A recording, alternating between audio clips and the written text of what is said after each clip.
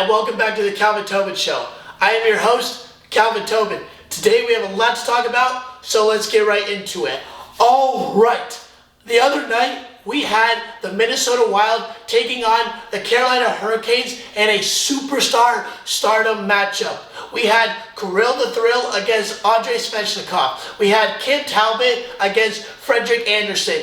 And we had strong offenses against defensive nightmares. All-star battles were all over the place in this game. And as for Minnesota, their young star, Kirill Kaprizov, is slowly and surely showing Minnesota that he is their guy and will one day lead them to the promised land. As in this game, he was able to notch his 20th goal of the season and has surpassed his career high in points in a season, even though it's only his second season and now has 54, where in his rookie season he had 51.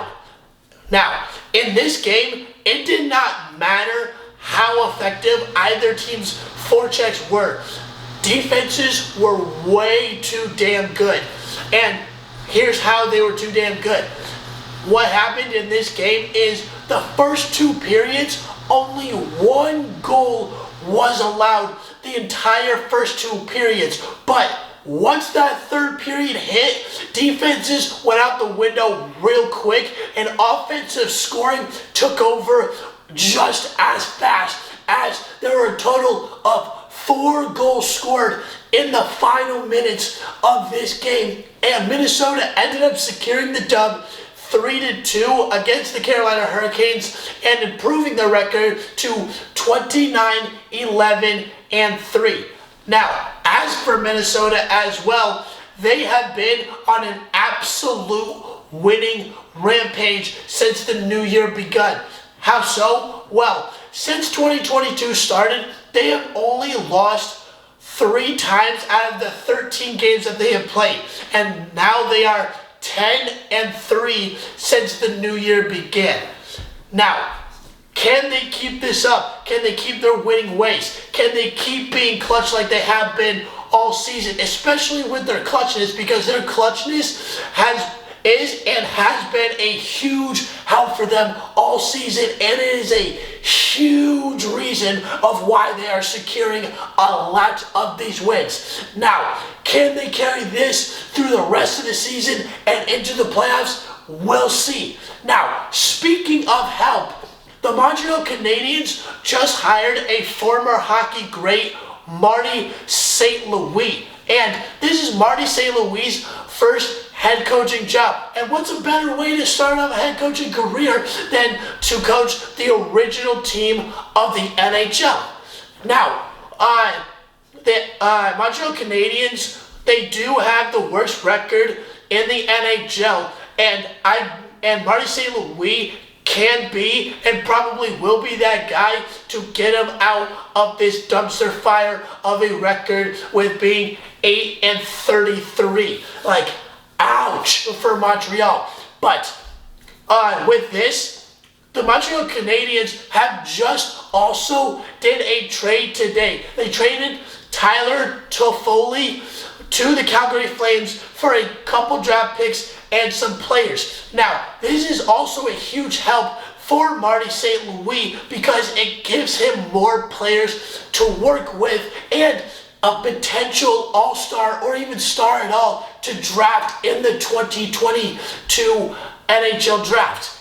Now, as for Marty St. Louis, with what the position he has been put in and where he came in at the same time where Montreal's at, I have no doubt in my mind that Marty St. Louis can get Montreal back to their winning ways. And speaking of winning, now I obviously don't have Rams jersey for Odell Beckham, but Odell Beckham Jr. has finally won his first Super Bowl. Same thing with Aaron Donald. Same thing with Matthew Stafford.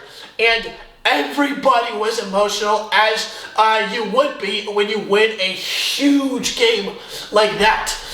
Now, this game was one of the best Super Bowls I've seen in a while. Final score ended up being 23-20 with Matthew Stafford leading another game-winning drive in the final minutes of the game to secure the victory.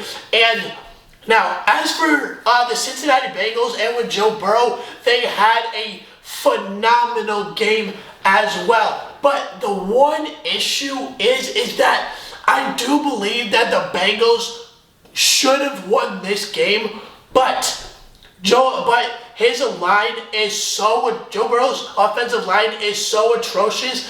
He beat the record for most amount of times sacked in a playoff series by 5. He was sacked a total of 19 times. The next closest is Wade Wilson, when it was all the way back in 1987 with 14. Like, holy crap. Now, I'm just saying, if those offensive lines were switched, how different could this game be? Because Joe Burrow is one special dude. He's one special dude, and he brought a team that no one expected to even make the playoffs all the way to a Super Bowl. Joe Burrow has a special career ahead of him, and we're all just waiting to see of what he is able to accomplish throughout however long he plays in his career. Now, let's get into this dub for the Rams. Matthew Stafford is the most deserving of this Super Bowl. And why? And you know where I'm coming out of what I'm about to get into of why I think he's the most deserving.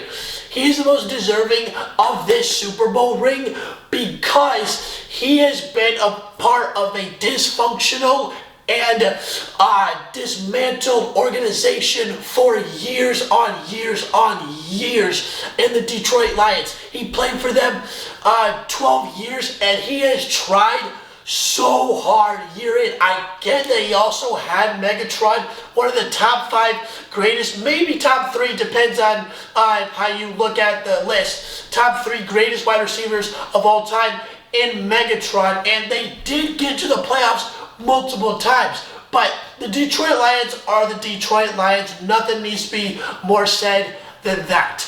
But, like, how good, and I'm pretty sure everyone always asks this question, and we're actually seeing it for the first time with the Detroit Lions actually letting go of a superstar player and letting him finish his career somewhere else so he's able to continue to go on, instead of what they did to Barry Sanders and Megatron, to where they actually would not let them go unless they played for them. Like, it was just a bad vibe in that moment.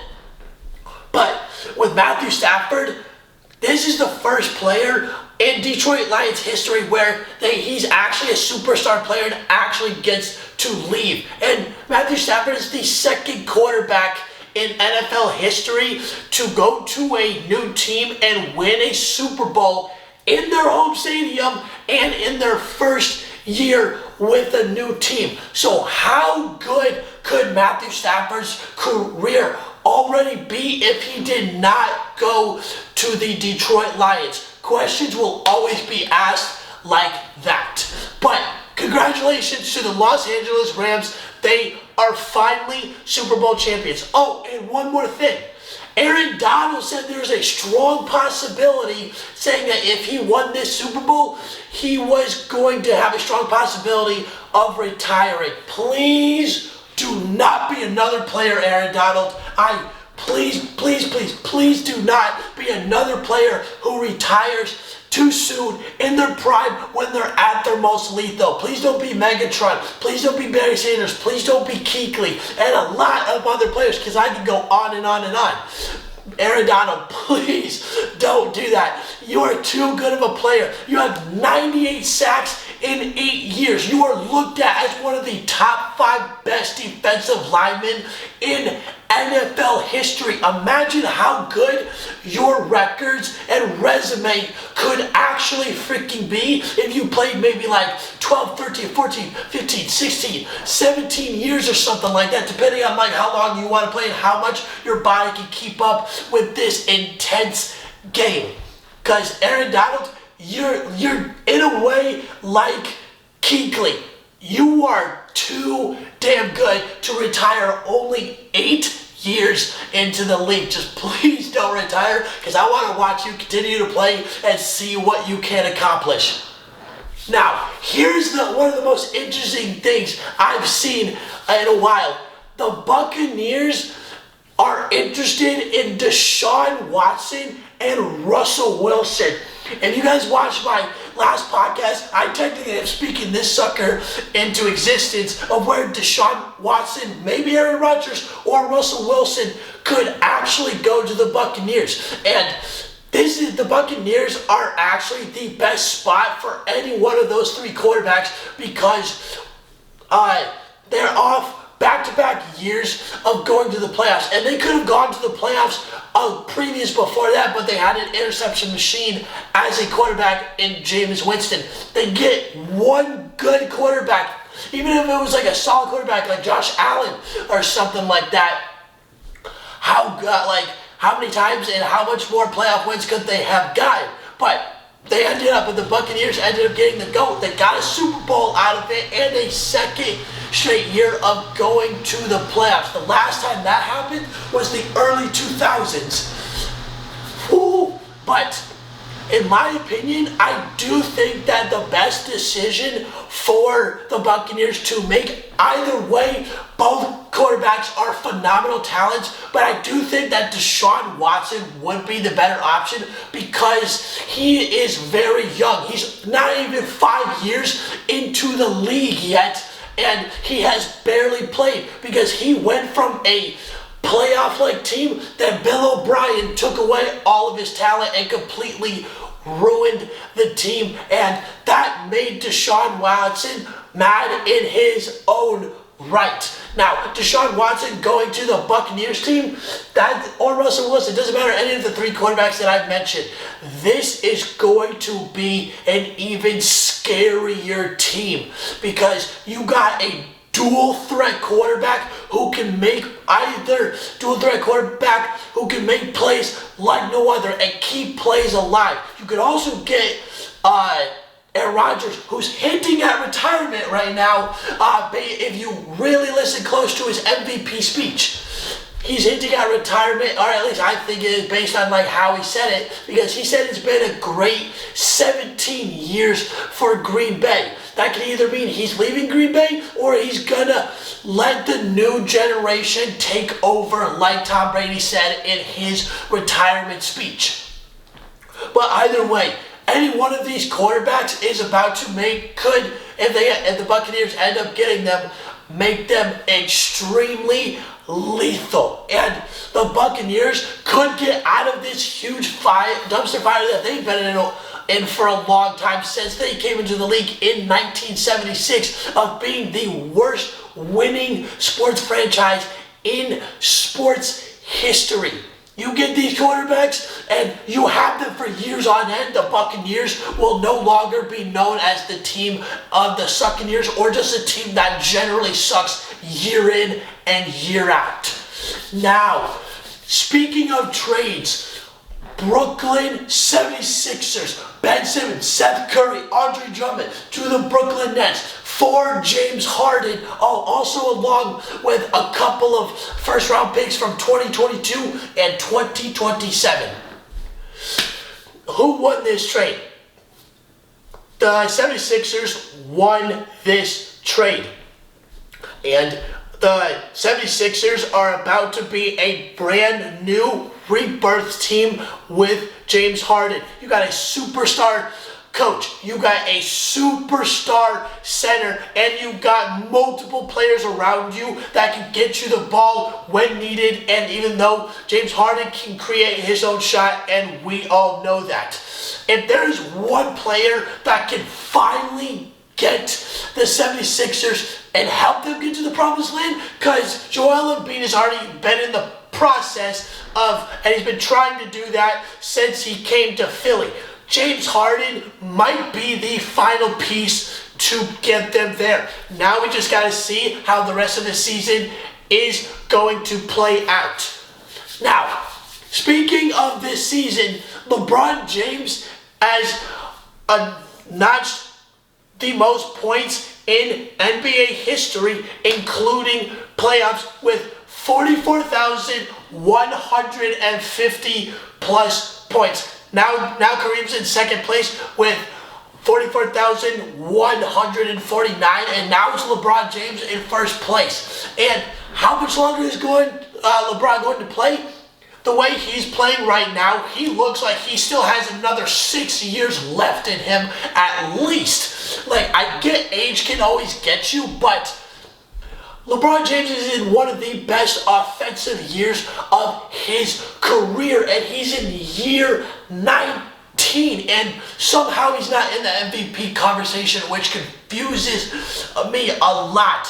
But that just shows you how much hatred goes on LeBron, and like that's in a way kind of shows you how too good LeBron can be. Is that he does this kind of stuff. He's putting up MVP numbers and putting up numbers better than a lot of MVP candidates right now, yet he's not in the MVP conversation. Like, are you kidding me? Like, come on. But LeBron James finally has notched, including playoffs, finally passed Kareem. Now we just got to see how much longer it's going to take him to pass Kareem. If he doesn't retire,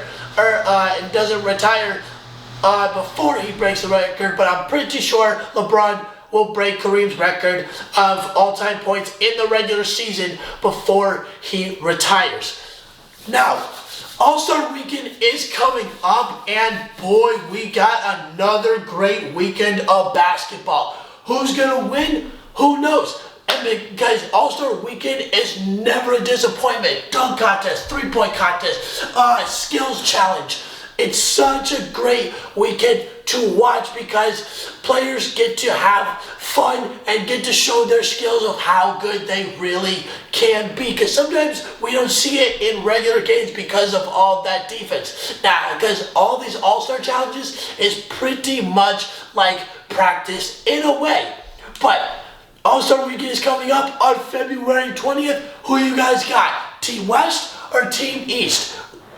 For me, I got Team East because I think Kevin Durant does have the better shooters when it comes down to scoring, and I do. And besides, there's never really defense going on in the All-Star game anyway, so who's going to be more consistent with those shots? All right, that's the end of the Calvin Tobin Show. Please subscribe to me on YouTube at The Calvin Tobin Show so you don't miss out on any sports media. And please follow me on Instagram at Calvin Tobin Show so you don't miss out on any sports news whatsoever. And I'm out.